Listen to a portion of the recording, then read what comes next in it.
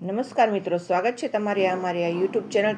તો ગુજરાતમાં ગાજવીજ સાથે વરસાદનું એલર્ટ. આજે રાજ્યમાં મધ્યમથી હળવા વરસાદની આગાહી કરવામાં આવી છે. આંધી તોફાન સાથે કમોસમી વરસાદની શક્યતા. ઉત્તર અને દક્ષિણ ગુજરાતમાં વરસાદનું એલર્ટ જાહેર કરવામાં આવ્યું છે. સૌરાષ્ટ્ર અને કચ્છમાં પણ પડી શકે છે કમોસમી વરસાદ. કમોસમી વરસાદ સાથે ફૂંકાઈ શકે છે ભારે પવન. અનેક વિસ્તારમાં વીજળી પડવાની પણ સંભાવના. આજ हल्का सा मध्यम बरसात का कुर्बाना दे रहा है. इसके साथ आपका आंधी रहेगा, बिजली गिरने का भी संभावना रहेगा और तेज हवा की गति 30 से 40 किलोमीटर प्रति घंटा में रहेगा. इससे जो डिस्ट्रिक्ट आज हम हल्का से मध्यम बरसात और बिजली गिरने का आंधी के साथ पूर्वाना दे रहे हैं.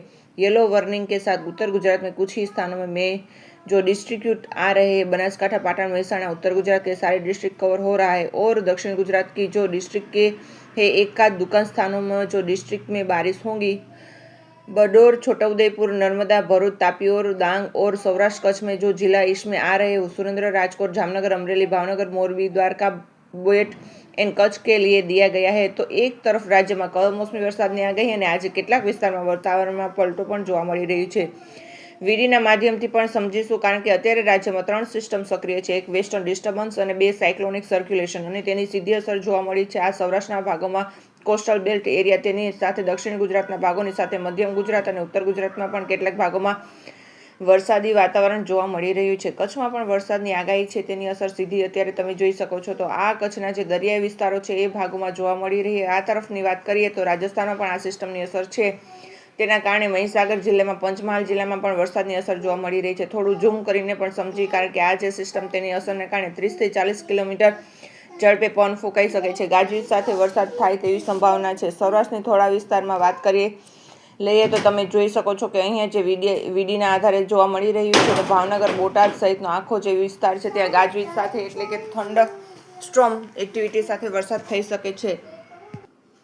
મહુવા સહિતનો જે વિસ્તાર છે એટલે આખો દરિયાઈ પટ્ટો, દેવભૂમિ, દ્વારકા, ભાણવર, પોરબંદર સહિતનો જે વિસ્તાર છે ત્યાં વરસાદની અસર જોવા મળી શકે છે. જામનગર, ગોંડલ, અમરેલી, જૂનાગઢ સહિતના વિસ્તારોમાં ત્યાં પણ ગાજવીજ સાથે વરસાદ થઈ શકે છે. કારણ કે આ જે વરસાદની સ્થિતિ છે, વરસાદના સામાન્ય નહીં પણ ગાજવીજ સાથે એટલે કે આંધી તોફાન સાથે વરસાદ થાય તેવી આગાહી વ્યક્ત કરવામાં આવી છે. એક તરફ હવામાન વિભાગ દ્વારા પણ આગાહી વ્યક્ત કરવામાં આવી છે, બીજી તરફ અંબાલાલ પટેલે પણ આગાહી વ્યક્ત કરી છે. 20 માર્ચથી રાજ્યમાં વાતાવરણમાં પલટો આવી રહ્યો. ફરી એકવાર જે પલટો, અને આ તરફ તમે જુઓ કે મધ્યમથી ગુજરાતની વાત કરીએ તો વડોદરા સહિત જે વિસ્તાર છે, આ તરફ ખંભાત એટલે કે દરિયાઈ માર્ગ અને જંબુસર સહિત, દહેજ સહિત જે વિસ્તારો, ભરૂચ, કરજણ, રાજપીપળા, ડભોઈ સહિતનો આખો આ પટ્ટો કે ત્યાં ગાજવીજ સાથે વીજળીના કડાકા ભડાકા સાથે વરસાદ થાય તેવી પૂરેપૂરી સંભાવના જોવા મળી છે. આણંદ, નડિયાદ, તારાપુર, બોરસદ સહિત આખો જ આ વિસ્તાર છે ભાગોમાં ભારે વરસાદ થઈ શકે છે તેવી અત્યારે સંભાવના છે. આજના દિવસમાં ઉત્તર ગુજરાત, મધ્ય ગુજરાત, દક્ષિણ ગુજરાત, કચ્છ અને સૌરાષ્ટ્રના ભાગોમાં વરસાદની આગાહી છે. આ તરફ આપણે ઉત્તર ગુજરાત પર નજર કરીએ તો મહેસાણા, પાટણ અત્યારે પણ વરસાદની અસર જોવા મળી રહી છે, અને તમે જોઈ શકો છો કે એના માધ્યમથી પણ એ જોવા મળી રહ્યું તો કે આ મહેસાણા વરસાદી વાતાવરણ જોવા મળી રહ્યું છે. કડી સહિત અમદાવાદ, ગાંધીનગરમાં પણ વરસાદની સંભાવના છે. અમદાવાદમાં પણ કેટલાક વિસ્તારોમાં વાદળછાયું વાતાવરણ જોવા મળી રહ્યું છે. કેટલાક વિસ્તારોમાં હળવો પવન પણ ફૂંકાઈ રહ્યો છે.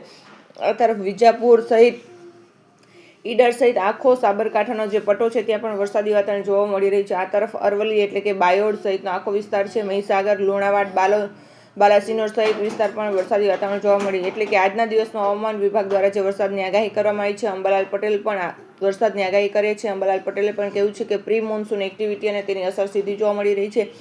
અત્યારે વર્તમાન રાજ્યમાં 3 સિસ્ટમ સક્રિય છે અને 3 સિસ્ટમની અસર સીધી તમને અહીંયા જોવા મળી રહી છે. આ તરફ તમે જોઈ શકો છો કે આ જે સિસ્ટમ છે એ ન માત્ર ગુજરાત પરંતુ રાજસ્થાનને પણ અસર કરી રહી. તમે અહીંયા જુઓ તો આ રાજસ્થાનમાં પણ તમને વરસાદી વાતાવરણ જોવા મળી રહ્યું. ઉદયપુર સહિત, ડુંગરપુર સહિત જે વિસ્તાર, ડુંગરપુર કે જે મહીસાગર જિલ્લાને અડીને આવેલા ડુંગરપુર અને બાંસવાડા જિલ્લા, ત્યાં પણ વરસાદી અસર જોવા મળી રહી છે. એટલે કે હજુ આ જે વરસાદ છે એ વરસાદ આજના દિવસમાં તમે જુઓ કે કચ્છના દરિયાઈ જે ભાગો, ગાંધીધામ, માંડલી, નલિયા સહિતના પટ્ટો છે એ ભાગોમાં તમને વરસાદી વાતાવરણ જોવા મળી રહ્યું છે. આ તરફનો વિસ્તાર છે કે ત્યાં હળવું વાદળછાયું વાતાવરણ થઈ રહ્યું છે. અત્યારે દક્ષિણ ગુજરાતમાં પણ વરસાદની આગાહી છે. તો તમે દક્ષિણ ગુજરાતમાં જોશો તો દક્ષિણ ગુજરાતમાં અત્યારના સમયમાં, વર્તમાન સમયમાં તમને વાતાવરણ થોડું હળવું વાદળછાયું જોવા મળે. આ તરફ તાપી, ડાંગ સહિત જે વિસ્તારો છે એ વિસ્તારો તમે જુઓ તો ડાંગમાં પણ તમને આહવાન સહિત, વધઈ સહિતનો જે વિસ્તાર છે ત્યાં વાદળછાયું વાતાવરણ જોવા મળી રહ્યું છે. વરસાદની અત્યારે કોઈ સિસ્ટમ ત્યાં હાલના તબક્કે વરસાદ પડી શકે એવું કોઈ અંદાજ અત્યારે વીડીના આધારે જોવા મળી રહ્યો નથી.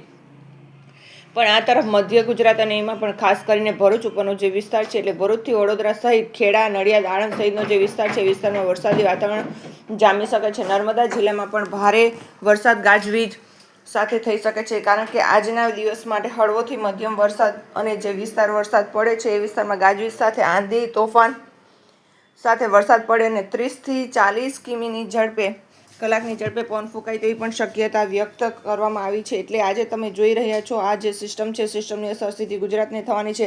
તેના કારણે જે ખેડૂતો છે એમની ચિંતામાં વધારો થવાનો છે, કારણ કે આ છેલ્લા માર્ચથી 20 તારીખથી આ વરસાદી સિસ્ટમ સક્રિય થઈને ત્યારબાદ લગભગ 2 વખત માવઠું થઈ ગયું. અત્યારે એક તરફ જે બાગાયતી પાક ખેતી કરતા ખેડૂતો પણ ચિંતામાં મુકાય છે, કારણ કે આજે જે વિસ્તાર તમે જોઈ શકો, ખાસ કરીને દક્ષિણ ગુજરાતનો જે ભાગ છે તેની સાથે સાથે જૂનાગઢ વિસ્તાર છે, ગીર સહિતનો વિસ્તાર, કચ્છના કેટલાક ભાગો જ્યાં આંબાની જે કેરીઓ છે તેની ખેતી કરતા હોય છે.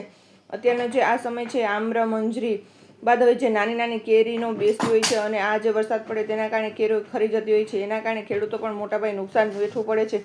એટલે કે અત્યારના તબક્કા કે ખેડૂતો પર ચિંતામાં મુકાય, કારણ કે આ જે વરસાદી સિસ્ટમ આજના દિવસોમાં તો ગુજરાત, સૌરાષ્ટ્રની તેની સાથે કચ્છ અને તેની સાથે આજે મધ્ય ગુજરાત, ઉત્તર ગુજરાત, દક્ષિણ જેવા ભાગોમાં એ અસર કરવાની છે.